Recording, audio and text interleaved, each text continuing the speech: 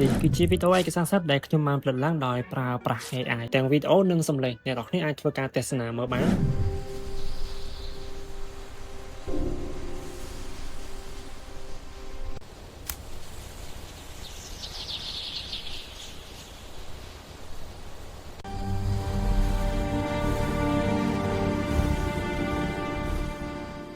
ហើយនេះគឺជា channel មួយដែលធ្វើការផលិតវីដេអូ AI ជាលក្ខណៈបែបឯកសារសិទ្ធិបែបហ្នឹងហើយមួយខែគឺគាត់អាចរកប្រាក់បានចន្លោះចាប់ពី$794ដល់ទៅ$2000នោះហើយ channel របស់គាត់ហ្នឹងគឺផុសតែជាវីដេអូ AI ទេគឺខ្ញុំបានផលិតមករៀបរាល់អស់ហើយអញ្ចឹងបើសិនជាអ្នកនរគ្នាមានចំណាប់អារម្មណ៍ចង់ធ្វើការផលិតជាវីដេអូឯកសារសិទ្ធិដោយប្រើ AI ដើម្បីយកទៅផុសរលុយពីក្នុង YouTube Facebook ឬមួយក៏ TikTok អាចអនុវត្តទៅតាមវិធីរបស់ខ្ញុំបានជាដំបូងគឺអ្នកនរគ្នាគ្រាន់តែចូលមកកាន់ Gemini ឬមួយក៏ ChatGPT សិនមក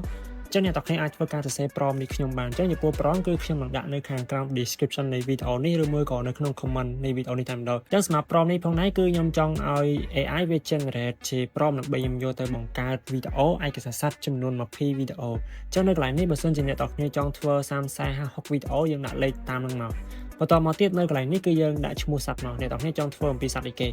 ឧទាហរណ៍តែយើងចង់ធ្វើអំពីសត្វតោយើងដាក់ថា lion មកឬមួយក៏ខ្លាយើងដាក់ tiger អីចឹងទៅ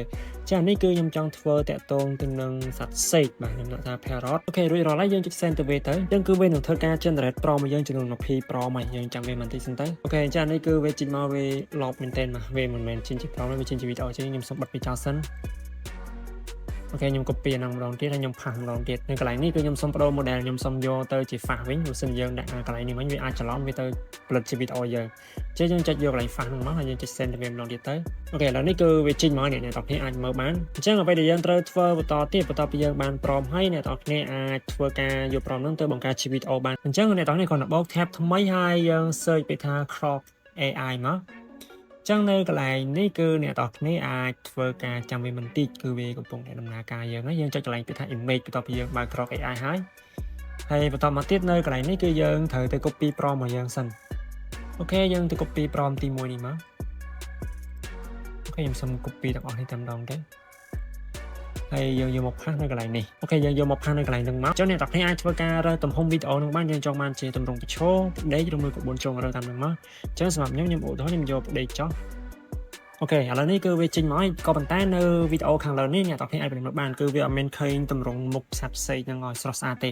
ចុះយើងមិនបារម្ភទេយើងគ្រាន់តែអស់មកខាងក្រោមនេះមកនេះយើងឃើញអានេះយើងចុចលើនឹងមួយហើយយើងចុច make a video ហ្នឹងទៅកន្លែងនេះគឺយើងអាចធ្វើការផាស prompt យើងចូលម្ដងទៀតបានអញ្ចឹង prompt ខ្ញុំសូមទៅ copy ម្ដងទៀត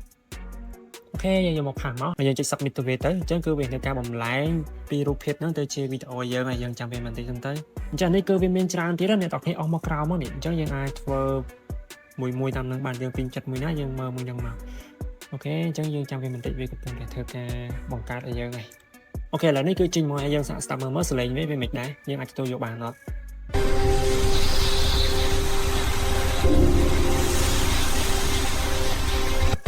គិតថាបើប៉ុណ្្នេះគឺយើងអូខេហើយខ្ញុំគិតថាយើងអាចទទួលយកបានហើយអញ្ចឹងយើងសាកទៅ copy prompt នេះទៀតយើង copy prompt ទី2មកចុចដឹងថា prompt ទី2ហ្នឹងសត្វផ្សេងហ្នឹងចេញមកវាពណ៌មិនដែរវាស្អាតអត់អីអត់ហ្នឹងទៅអញ្ចឹងយើងចុច back មកក្រោយកន្លែងនេះមួយហើយយើងចុច pass prompt មកយើងចូលទៅអូខេយើងបដូរអានេះទៅជាវីដេអូហ្មងទៅចុច send ទៅវាទៅអញ្ចឹងគឺវាធ្វើការបង្កើតជាវីដេអូនឹងឲ្យយើងហើយយើងចាំពេលបន្តិចសិនទៅអូខេអញ្ចឹងនេះសេកហ្នឹងគឺដូចជាពណ៌សហ្នឹង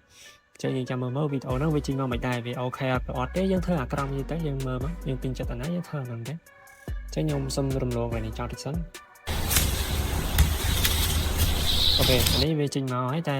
លក្ខណៈដូចមាននៅក្នុងព្រីដូចជានៅក្នុងផ្ទះហ្នឹងតែអញ្ចឹងយើងអត់ពេញចិត្តវាទេយើងចុចអានេះទៀតមកយើងចុចរកអាក្រមនោះទៀតមកនិយាយរួមទៅគឺយើងពេញចិត្តអាណាយើងចុចធ្វើអាហ្នឹងបន្តទៀតទៅយើងអាចចុចលើរូបហ្នឹងមួយទៅហើយយើងផាស prompt របស់យើងនឹងបញ្ចូលទៅ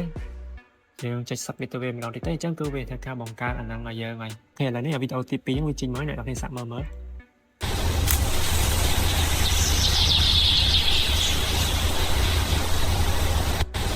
ខេលយមែនតើខ្ញុំគិតថាប៉ុណ្្នេះគឺវាអូខេហើយអញ្ចឹងដើម្បី download វីដេអូដែលយើងបាន generate ទាំងអស់ហ្នឹងបានចុចលេខនេះអញ្ចឹងយើងធ្វើទៅយើងឆ្លាញ់ប្រហែលវគ្គយើងអង្គុយធ្វើតាមហ្នឹងទេអញ្ចឹងសម្រាប់ខ្ញុំពេញចិត្តទៅ2ទេអញ្ចឹងបើសិនជាអ្នកនរគ្នាចង់ធ្វើវាបានច្រើនយើងធ្វើឲ្យច្រើនដែរមែនតើអូខេហើយយើងចុចលេខនេះ download ចឹងយើងអាចយកវាទៅទុកនៅកន្លែងណាមួយទៅដែលយើងសួររងអញ្ចឹងខ្ញុំសុំទុកនៅកន្លែងនេះចុះខ្ញុំបង្កើត folder មួយខ្ញុំដាក់ថា parrot អូខេឥឡូវនេះខ្ញុំសាកល្បងធ្វើមួយទៀតគឺខ្ញុំចង់ធ្វើតាក់ទងទៅនឹងសត្វតោម្ដងអញ្ចឹងយើងគ្រាន់តែ copy ហ្នឹងហើយយើងយកមកផាសអាហ្នឹងដែរមកព្រមយើងដែរទេជាយើងគ្រាន់តែបដូរនេះយើងបដូរពី parrot ទៅជា lion វិញដល់ថា lion តែប៉ុណ្្នឹងទៅយើងចេះ send ទៅវាទៅអញ្ចឹងគឺវានឹងធ្វើការបង្កើតជាព្រមសម្រាប់យើងបង្កើតជាវីដេអូ access របស់សត្វតោហើយអញ្ចឹងខ្ញុំសូម copy ទី1នេះសាកខ្ញុំយកតែមួយទេដើម្បីទៅតេស្តបង្ហាញជូនអ្នកនរគ្នាខ្ញុំ copy អាហ្នឹងមកហើយយើងចូលក្រកយើងដែរហ្នឹងអញ្ចឹងដូចគ្នាគឺយើងគ្រាន់តែផាសចូលតែអញ្ចឹងមកហើយយើងចុច send ទៅវាទៅអញ្ចឹងគឺវាទៅការទៅបង្កើតឲ្យយើងហើយចានេះគឺយើងមិនបាច់ធ្វើការចំណាយលុយទេហើយណាមួយក៏វាលឿនផងដែរបើសិនជាយើងប្រើ model ផ្សេងៗទៀតវាអាចធ្វើការអស់លុយច្រើនអូខេវាចេញមកក៏ប៉ុន្តែអ្នកនរឃើញនេះគឺវាអត់មានបង្ហាញទម្រង់មុខរបស់សត្វតោទេអញ្ចឹងយើងមិនខ្វល់ទេយើងធ្វើអាក្រោយនេះទៀតមកយើងមើលណាដែលថតចំមុខតោពេញប្លង់ចូលថតថានេះចុះអញ្ចឹងយើងចុចអានេះមក make a video ហ្នឹងមកអញ្ចឹងគឺវាធ្វើការទៅ generate ឲ្យយើងរំចាំវាបន្តិចសិនទៅយើងចុចលើនឹងមួយមកអូខេអញ្ចឹងនេះគឺវាកំពុងតែដើរហើយគ្រប់100អញ្ចឹងយើងអាចមើលបានហើយហើយមួយទៀតអញ្ចឹងសម្រាប់ Pro របស់ខ្ញុំហ្នឹងអ្នកនរគ្នាអាចយកទៅកែបានថែមទៀតអ្នកនរគ្នាអាចដាក់ទៅបន្ថែមលើថានៅក្នុង pre ឬមួយក៏យើងអ្នកនរគ្នាអាចទៅសេទៅដាក់ថា in the forest ឬមួយក៏ while raining អញ្ចឹងទៅបញ្ជាក់ថាវាកំពុងតែភ្លៀងកំពុងតែអីអញ្ចឹងទៅចាហ្នឹងគឺយើងអាចទៅសេបន្ថែមខ្លួនឯងបានទៀតចានេះគឺរួចរាល់ហើយអញ្ចឹងដើម្បី down គឺដូចគ្នាយើងគាត់ចុចលើហ្នឹងមកតែប៉ុណ្្នឹងមកគឺបានហើយ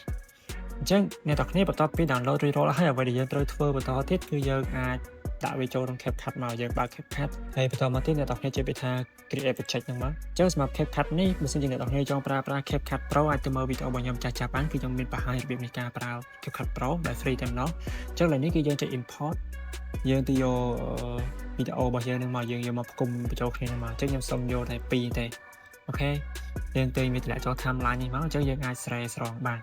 អញ្ចឹងសម្រាប់អានេះទំហំវាដូចជាមិនមែនសម្រាប់ដាក់ YouTube ទេអញ្ចឹងទំហំ YouTube អ្នកនរគ្នាចុចអានេះ radio ហើយយើងយក16 9អញ្ចឹងនេះចានេះគឺវាទូចជាងអញ្ចឹងយើងចុចលើនេះយើងប្រិចវាមកនេះអូខេប៉ុណ្្នឹងមកគឺបានហើយហើយនេះដូចគ្នាដែរអូខេហើយតែប៉ុណ្្នឹងមកគឺបានហើយយើងសាកមើលមកមិនដែរ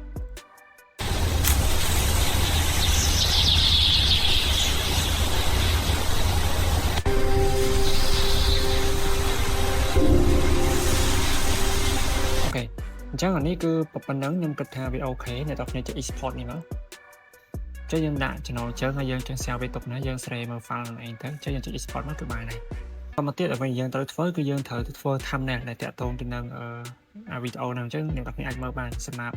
នៅក្នុង YouTube របស់គេហ្នឹងគឺគេមាន thumbnail គេស្អាតៗចាំមកខ្ញុំចូលទៅមើលសិនអូខេនេះដូចនៅក្នុង YouTube របស់ channel ហ្នឹងអញ្ចឹងអ្នកនរគ្នាមើលមកនេះគឺ thumbnail របស់គាត់ចេញមកគឺស្អាតៗមែនទែនអញ្ចឹងដើម្បីបង្កើត thumbnail ដូចវីដេអូរបស់ពួកគាត់នឹងបានដំបូងយើងគ្រាន់តែចុចមើលវីដេអូរបស់គាត់មួយសិនទៅអូខេបន្តមកទៀតគឺវានឹង load នៅកន្លែងនេះកន្លែង thumbnail យើងចុច download thumbnail ហ្នឹងយើងចុច save as ឬមួយក៏យើងចុច copy ក៏បានដែរអញ្ចឹងបញ្ជាក់តិចដើម្បីឲ្យបាន thumbnail ហ្នឹងតើតើអ្នកនរគ្នាប្រើគេ vidIQ ដាក់ជា extension នៅក្នុង Google Chrome មកអ្នកនរគ្នាមកទៅវាមានដល់អ្នកនរគ្នាអញ្ចឹងខ្ញុំចុចអានេះហើយខ្ញុំចុច copy បន្តមកទៀតអូខេបន្ទាប់ពីហ្នឹងខ្ញុំសូមធ្វើការបូក text ថ្មីខ្ញុំសូមប្រើ ChatGPT ម្ដងអញ្ចឹងខ្ញុំសរសេរមកខ្ញុំផាសរូបនឹងចូលមកហើយខ្ញុំសរសេរចេះ if I want to create thumbnail like that what prompt should I write អូខេចេះទៅប៉ុណ្្នឹងទៅអញ្ចឹងគឺ ChatGPT គឺវាកំពុងតែធ្វើការផ្ដល់ prompt មកយើងហើយអញ្ចឹងនេះវាផ្ដល់ឲ្យយើងជា3 version សម្រាប់ធ្វើការបង្កើតហ្នឹងអូខេអញ្ចឹងវាមាននេះទី1ទី2និងទី3អញ្ចឹងខ្ញុំសូម copy ទី1នេះសិនអញ្ចឹងសម្រាប់ការបង្កើតហ្នឹងគឺអ្នកនរគ្នាអាចធ្វើការបូក tab ថ្មីមួយទៀតគឺយើងប្រើ Google Wish